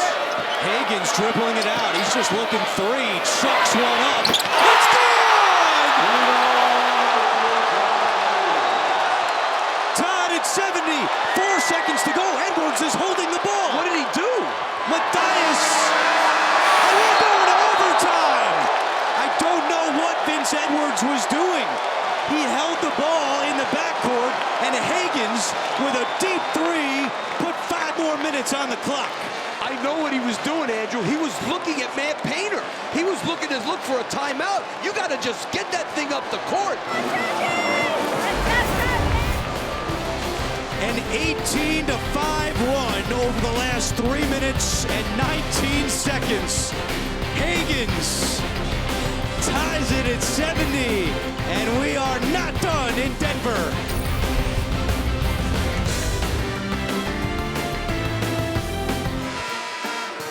We are back with overtime in Denver, tied at 70 between Little Rock and Purdue. Purdue led by 14 with 5 minutes to go. Little Rock catches fire down the stretch. And once again, the 12-5 game, a wild one here in Denver. I just don't understand what Vince Edwards, I do understand. He was looking at Matt Painter in the backcourt. They had 5 seconds when that ball went in the basket, or 4.8. Plenty of time to get the ball and get a good shot. Instead, they get a half-court heave. Not a good play at the end of the game. Both teams 1-0 in overtime this year. Purdue with the ball to start first. They're not guarding Raphael Davis. Hagens, look where he's playing. He's playing Hammonds and not playing Raphael Davis. Watch here. There he is, right by Hammonds again. Matthias, a lot of minutes in the second half. There's 7 on the shot clock. Edwards, step back jumper. It's good. Tough shot. But you know what? Little Rock got back in this game by attacking. They've got to get back. They got to stay in attack mode off the dribble. Offensively and defensively, their pressure really hurt Purdue. And Hagens takes a bump, and a foul goes against Raphael Davis. We kept saying throughout the second half, Josh Hagens had to get going if Little Rock was going to make a comeback. He only had 2 points at the half, but he's got 19 in the second half, including the game-tying 3-pointer. And now Hagens at the line, where he's 3rd in the Sun Belt, shooting 84%.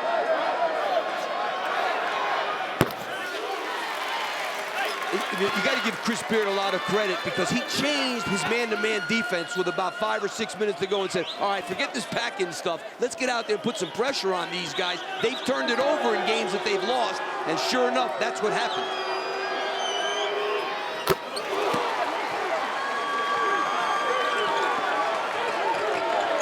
They do pressure. Purdue breaks it up ahead to Matthias. But you have to watch how Josh Hagens is guarding. Well, now he's on Dakota Matthias. When he's guarding Raphael Davis like he is now, wait to see what he does with A.J. Hammonds. He leaves. What a steal. And Hill is fouled after stealing it. And Marius Hill will go to the free throw line.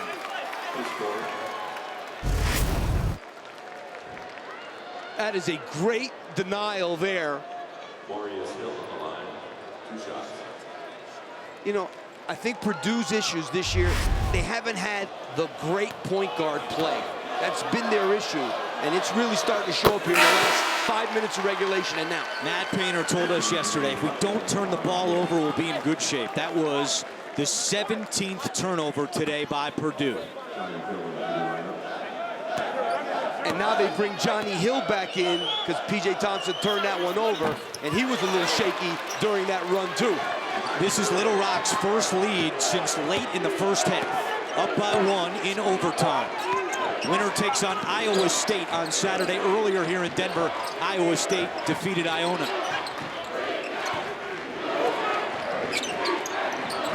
Got to get it to Hammonds. And if they triple it, you kick it out to somebody for a shot. 5 on the shot clock. Matthias lost it going up, tipped around, and a foul is called on Dakota Matthias. Wow, that's 2 shots. Oh, he called a player control foul. I don't know. If it's not a player control, it's 2 shots. They are discussing the 3rd foul on Matthias. I don't know how this is a player. He doesn't have the ball there. How can that be a player control foul if you don't have the ball? No. This is a foul. Oh, no. Wow. He doesn't have the ball. A player control foul is you have the ball. No shots. Chris Beard puzzled. Little Rock basketball after the 18th turnover by Purdue.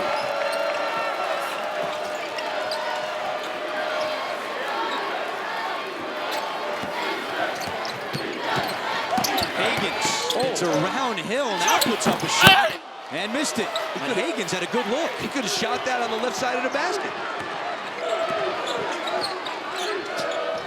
Look how they're guarding Johnny Hill. Just take a look where Marcus Johnson is. Hill goes to the ground after he collided with Marius Hill. Matthias catch and shoot. That is short, tipped around right to Edwards. He pulls it back out. They're playing a one-man zone. Marcus Johnson right now is just staying in the middle of the lane, number 13. He's way off Hill. He's daring him to shoot it. That's daring.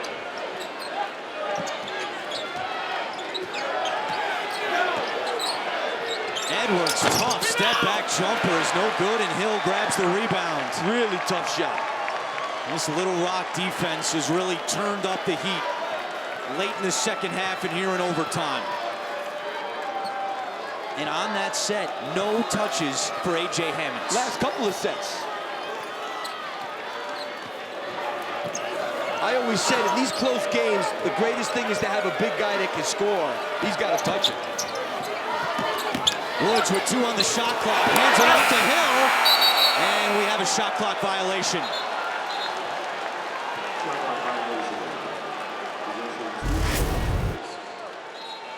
Boy, this looked like it was going to be a foul, but that was a really good play defensively.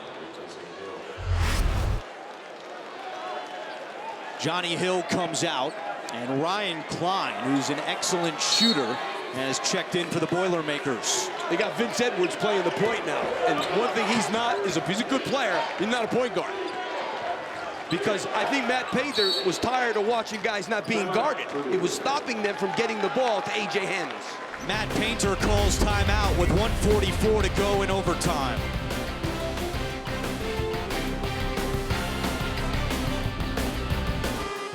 Little Rock leads by 1 with 1:44 to go in overtime. Steve, how about this? A.J. Hammonds' last field goal came with 16 minutes and 28 seconds left in the second half. That's unbelievable. And now he can't even get touches. But look what Matt Painter did. He's got 5 guys in the game now that he feels are a threat. He had to get Johnny Hill out of the game. He's got Matthias and he's got Klein in the game. That way the Little Rock kids have to guard everybody. Maybe he can get the ball into Hammonds.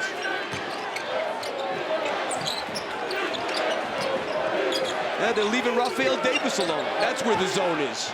Hammonds a quick touch out to Edwards, and that 3 rolls around and out. So Hammonds did get a touch for half a second, and Edwards misses the 3.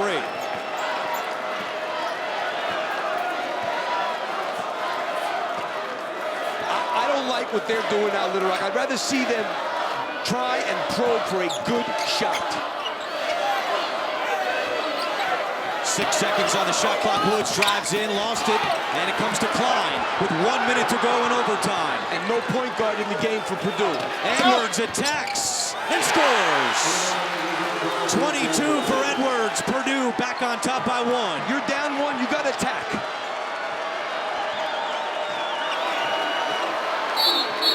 And Little Rock calls its final timeout with 45 seconds to go. Little Rock has got 3 minutes without scoring.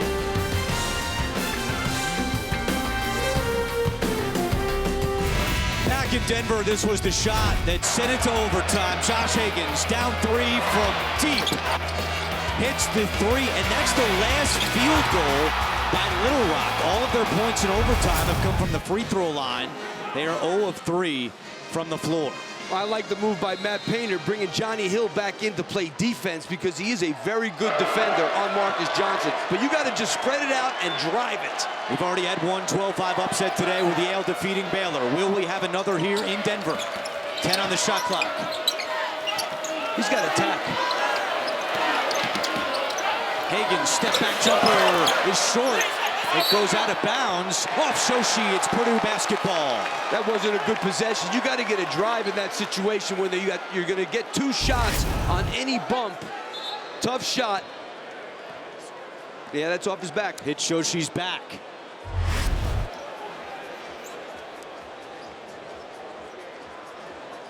Now the officials are at the monitor just to confirm that it went off Shoshi. And they called it off him. Oh, yeah. It's a good call by Jerry Pollard.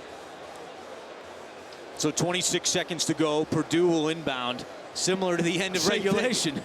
Set up your pressure. You got 6 more seconds or 5 more seconds, but still, set up your pressure. If you get them stuck in the corner, see what happens. If they do throw out of that, foul right away. If you can't get them in a trap, foul right away.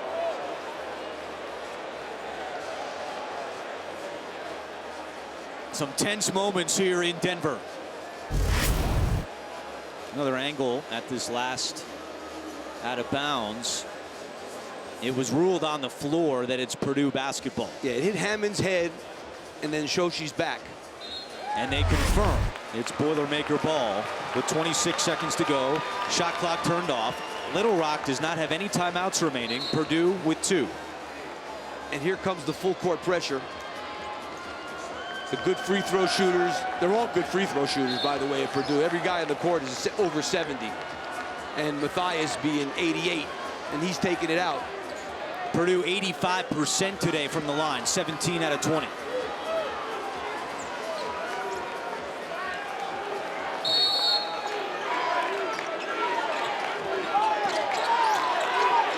Matthias to Klein, and there's the foul right away.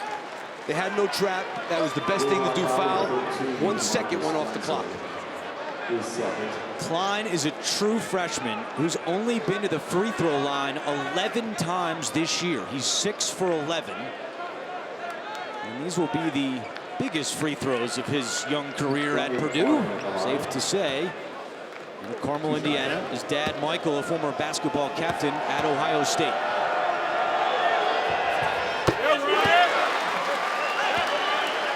Matt Painter says he's the best shooter he's ever had. I would have had Matthias inbounds as an 88% free throw shooter, but hey, he knows better than me. Klein 1 out of 2. 2-point game. No timeouts for Little Rock. Take it to the basket. Higgins does go to the basket, puts up a shot, and he ties it again, just like the end of regulation. It's 75 all. Purdue's got to get the last shot, but they don't have a point guard in the game. This is an issue right now. Will they get a shot off? They should call timeout and get a sub in. And they do with 11 seconds to go. Purdue calls timeout. 75 all. We're back to Denver in a moment.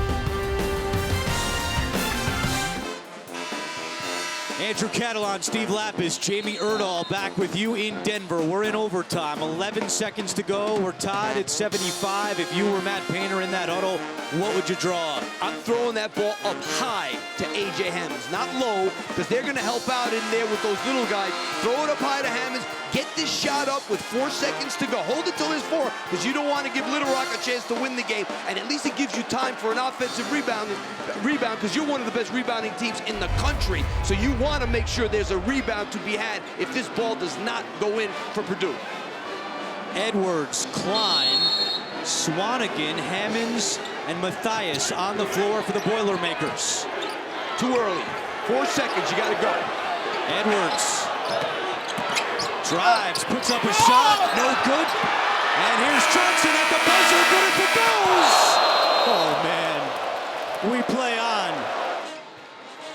Let's go back to that last possession by the Boilermakers. Yeah, I mean, this is not a good, it's really good defense. How about Marcus Johnson coming over and giving that kind of help on that drive by Vince Edwards? The problem for Purdue is very evident. There is no point guard in the game. That's their problem. cut and drive. Best double overtime game in Denver since Ravens-Broncos, the 2012 divisional playoff game. And Little Rock will have the basketball to start double OT. Violation on Hammonds. In the last 8-19, Higgins has 12 points and 2 game-tying shots. That's a year, let alone a game.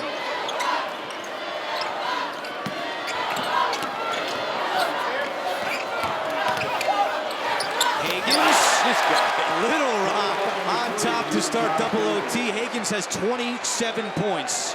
He's one away from tying his career high. Too quick, and that's the other thing about Purdue. No defensive point guard in the game to guard this guy.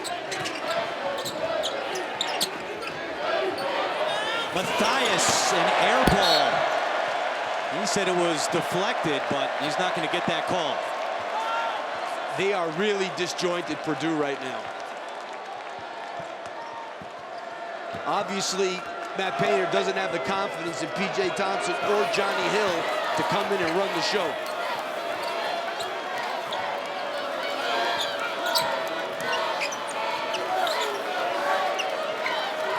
Little Rock went 29-4 this year. They won the Sun Belt title. The 29 wins, a school record. Higgins, it's the same spot he hit at the end of regulation. It doesn't go, but an offensive rebound for the Trojans. Higgins is just going off, that's it. He was holding his knees for a second. Thought maybe he was tired, but no way. Now they're trying to deny him the ball. Rafael Davis, who's an all-Big Ten defender. Woods with 5 on the shot clock.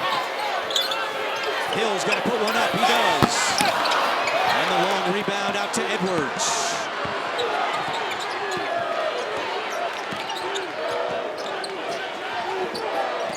Edwards spins, runs into his own man. He was looking for a call, but it was his own guy he ran into.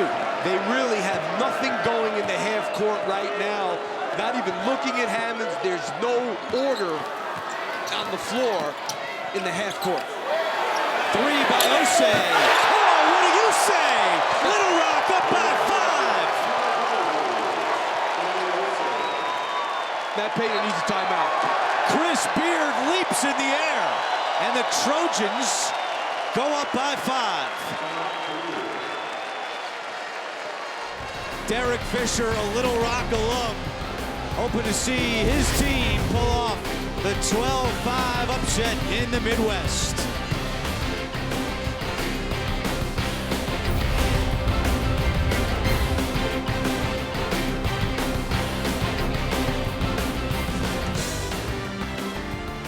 Little Rock leads by 5 in double overtime. Florida Gulf Coast against North Carolina can be seen on True TV.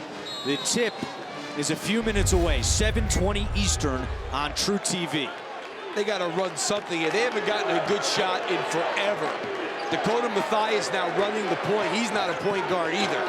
Get it into the big guy. And that Florida Gulf Coast North Carolina game will move back to TBS when we're done here. A missed 3 by Purdue, and now Little Rock can run some clock. You know what, Andrew? I would keep attacking if I were them, just like that. I don't know about that. That was quick. Beard is staring him down. You know, Woods is not a good three-point shooter. And then quickly Davis scores. That was a big mistake by Woods. The guy's made 10 threes all year. I wanted them to attack, but go to the basket the way you've been going the whole overtime. Big play there. Since there was 3:19 left in the second half, Little Rock has outscored Purdue 28-12. We're inside 2 minutes to go in double OT. Shoshi blocked by Hammonds. That's his 6th block today. That was a big man block. Davis for the tie. And a whistle over the back on Vince Edwards. Hammonds came up with a big block on the defensive end, though. This was a big-time block. Second in school history in blocks. He is 2 away from matching his career high, but Purdue not able to hit the 3. The foul on Edwards. That's his third, and now 2 shots for Kemi Osei. And that was a tremendous box out on the other end by Osei there to make them go over his back. Tremendous.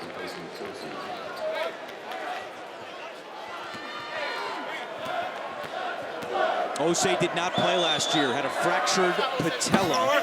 Native of Montreal, misses the second free throw. It's a 4-point lead. If I'm Arkansas-Little Rock, I would pressure this team to death because they have no real guard out there right now. Keep the pressure on. Hammond's calling for it. He gets it, and he's fouled. Hammonds will shoot 2. Where's that been? Yeah, you're right. Where's that been? They ran a pick and roll there, and he rolled hard to the basket, and that was a great foul by Woods, though. He made sure the big guy wasn't putting that in the basket. Good foul. Hammond's 3 out of 4 from the line today.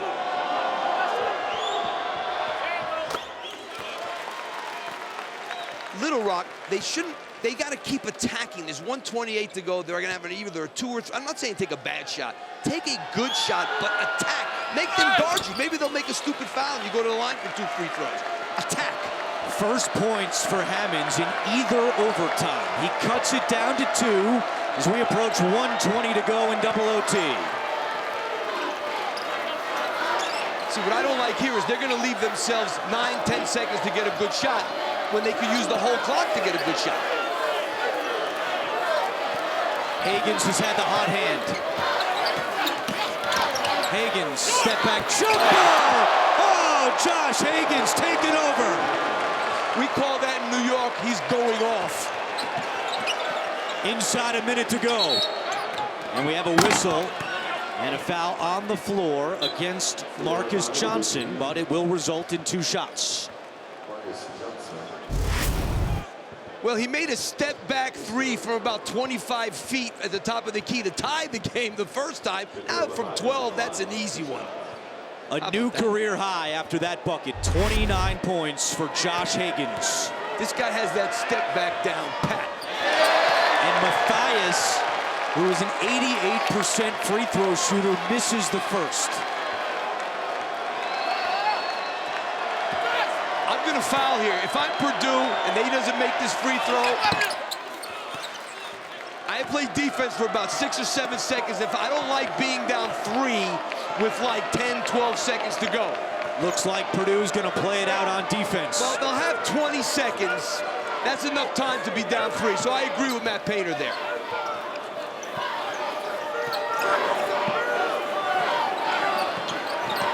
Chris Beard telling Johnson to go with 10 on the shot clock.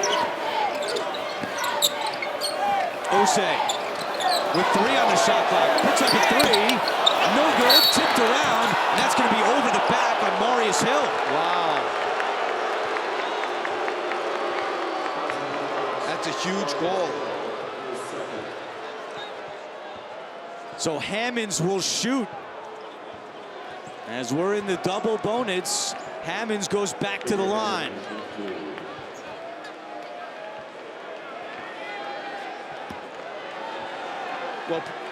Well, Purdue is going to have to foul. That's it.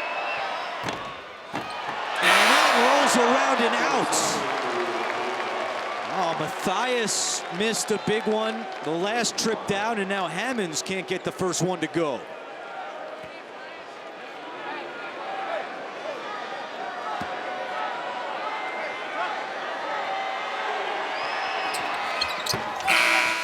Two-point game, 21.8 remaining. Hill back in for Matthias. Well, Osei's the worst free throw shooter in the game at 64 for Little Rock. They got to get this ball in bounds, and Purdue's got to foul. No, they're going to kill a lot of time. Oh. And they get it back to Higgins, who's an 84% free throw shooter. Matt Painter's got his head down. He knows they messed that one up. Well, nobody was near him. You want to get some pressure. Maybe you make a steal, but you're not going to make a steal if nobody's guarding the guy. We showed you before the game the pregame speech from Chris Beard to his team, and his message was, we're going to win the game or we're going to run out of time. That was, How about this guy? Yeah. Not a bad first year as a Division I head coach. When you're going for your 30th win in the NCAA tournament, I'd say it's pretty good.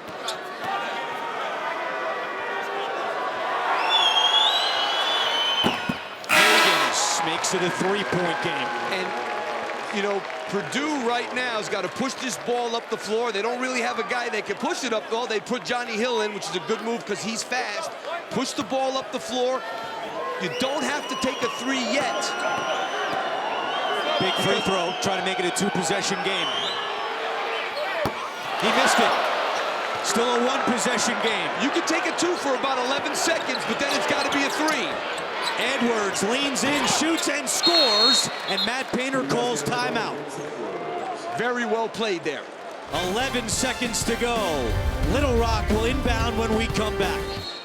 Back in Denver, double overtime, 11 seconds remain, and Little Rock leads by one. Purdue is out of timeouts. The Trojans do have one remaining. Yeah, they got to get this ball in bound. Obviously, get it to the good free throw shooters. Purdue's going to have to foul unless they're able to force a turnover. How about this? The last triple overtime game in the NCAA tournament was Villanova against Old Dominion in 1990. And Steve Lapis was the coach. It was 21 years ago today. Who brought that one up? You can look to your left here, Ethan Cooperston, our statistician. That's terrific. Make me feel great. I was doing all right till then. All right, let's worry about this game. You got to get it in. Woods does get it in to Hill, and he's fouled with 9.8 to go.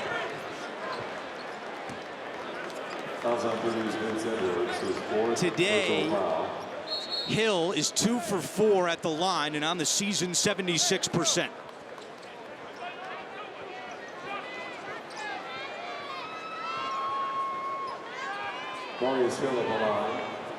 Even if he makes both, it'll still be a one-possession game. If he makes both, they need to foul if the clock gets under 5. Right now, they can't foul. It's too much time left. If he makes it to 3. Purdue has to beeline this to the basket. Little Rock is going to be backpedaling. You need to attack them. Johnny Hill is very fast. He's got to attack and get this thing up with 4 seconds to go and hope for an offensive rebound if he misses. Missed them both. 1-point game.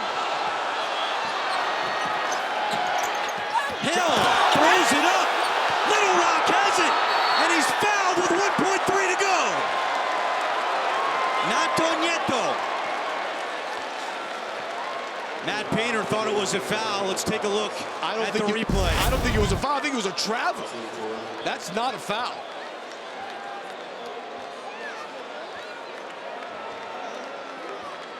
The ref got in the way on that one.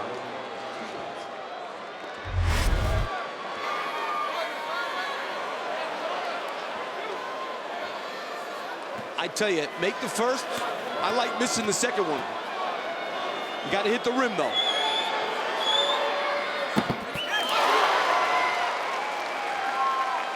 Little Rock's got one timeout left. I think I'd call timeout to make sure he misses it. He's probably already told him that. One more for Josh Higgins. Oh, he missed it. Edwards at the buzzer. No good! And in double overtime, Little Rock is moving on.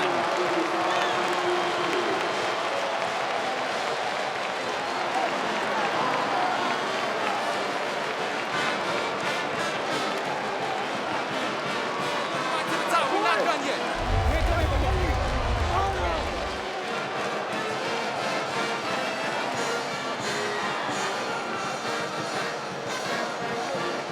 Chris Beard's Trojans were down 13 with 3 minutes and 19 seconds to go. And in double overtime, Little Rock with his 30th win of the season. Another 12-5 upset, the second of the day after Yale defeated Baylor. And Little Rock will now see Iowa State on Saturday. You got to give Chris Beard an unbelievable amount of credit. They changed the whole game plan with about 6 minutes to go. Instead of packing it in, pressuring guys, and you know what else? They were playing a one-man zone sometimes when guys couldn't shoot. This was a real chess match, and Chris Beard did one heck of a job. Second straight year, Purdue goes one and done in the NCAA tournament. As we update the bracket on Saturday, it'll be Little Rock against Iowa State. I'll go with Coach first. Coach, can we rewind all the way back to your pregame speech? You said we're going to win or we're going to run out of time. How are you feeling right now? Yeah, this team doesn't lose. We're 29-4 before this game. That's our 30th win of the day. 4 times we've run out of time, but we've never gotten beat. So we got a lot of good players. We're representing the Sun Belt Conference. We're representing a lot of other people out there. I couldn't be happier. You were down at the half. You made a major defensive adjustment to contain Purdue. What drove you to that decision? Well, we got a great coaching staff. We try to give our players every chance to win. So I got a card every game, option 1, option 2. In the second half, we were like option 13 or 14. But our players deserve all the credit. They're the ones that executed. They are. I'll let you go celebrate with your wonderful daughters. I'll turn over to Josh. I got to ask you your confidence level at this point. Some of those shots you were taking and making, did you know this game was in your hands? I mean, I've always had confidence in myself. That's one thing about me. But my teammates, they instilled more confidence in me throughout the course of the game. You know, I was awful in the first half. My teammates stepped up for me. And we're a team, man, like we never stop fighting, man. We didn't come here. We're not one of those teams that's just happy to be here. We came here to win. And now you take on Iowa State. If you were able to watch them before, do you think you can do it again on Saturday? Absolutely, man. We don't fear anybody. You know, we're not arrogant or cocky or anything. We don't think we're better than anybody, but we don't think anybody's better than us. Derek Fisher in the stands to watch your 30th win of the season. Good luck this weekend. Thank you, thank you.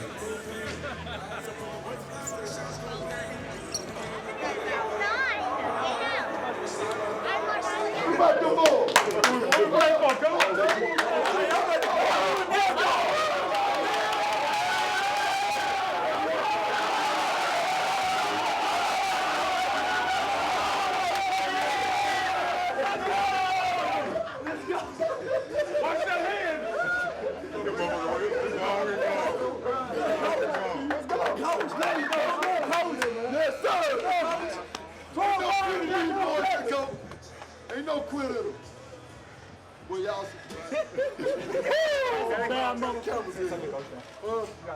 This whole trip's been pet store dog. They picked us up in a charter. We've been eating all these steaks and baked potatoes. We're staying in a 5-star hotel. But I tell you what, about 8 minutes left of the game, it wasn't time for the pet store dogs, was it, boy? The dogs game. The dogs game.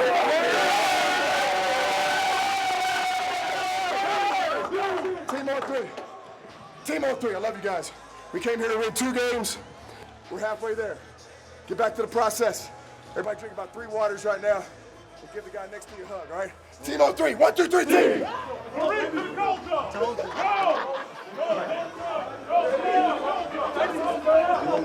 Go!